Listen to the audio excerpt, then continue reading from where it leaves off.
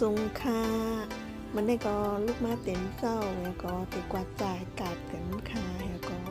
มาหันหมุนเจ้าไปมาตุ้งซ้อมค่ะเนาะตีสาวก็เลยลงว่าลูกเงินค่ะ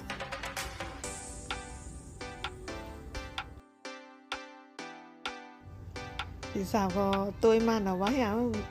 ลงมาไวเลยว่าอ๋ออยู่ในกายเอาไว้เอาไหนคะ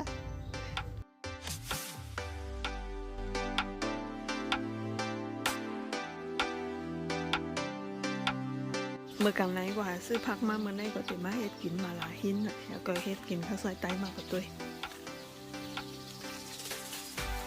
เอียงมันจะของในไก่มันจะเป็นหมักอันนั้นซีข้าวซอยซีข้าวซอย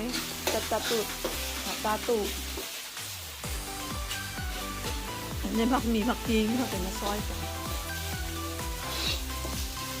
ต้องจัดทานง่ายเลยอันปั่น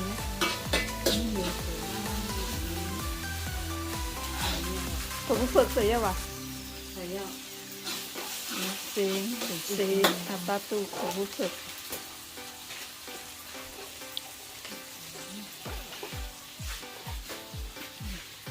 เจโมรากี่อย่างปนแรงผักหมี่ผักกีซีข้าวซอยส้ม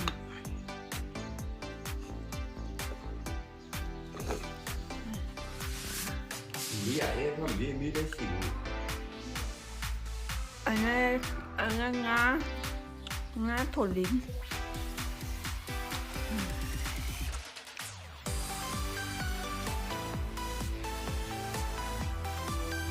ข้าวซอยเขาก็ต้มมาเอากับในเขามากินกันค่ะคุณก็อันนี้ก็จะใส่คือข้าวซอยแล้วก็ใส่ปลาผักต้มนะคะเนาะอันนี้ก็เป็นผักเขียวแล้วก็ตั้งเห็ดค่ะเนาะต้มค่ะแล้วก็ใส่ผักหมี่ผักอีก็เหมือนที่ยาอันเท่าใส่ถั่วพูข้าวซอยด้วยนะคะเนาะมีถั่วลิ้นมีหมากพริกมีหอมเจียวค่ะเนาะ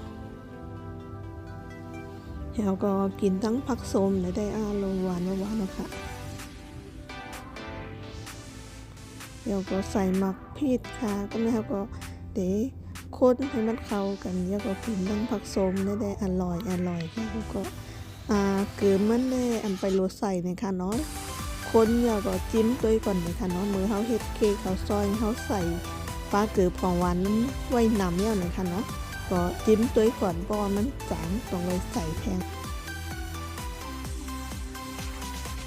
เขาซอยเขาต้มผงเป็ดอิ่มค่ะทำป๊อปเปอร์นั่นแหละแต่ก็ไอ้สางแต่ก็เหมือนเก่าไว้ไหนค่ะเนาะหวานเหมือนเก่าไว้ไหนค่ะอันนี้ก็ตั้งพักโซมเห็นได้เข้มมาค่ะกูก็มาอะไรกินข้าวซอยจำเฮาก็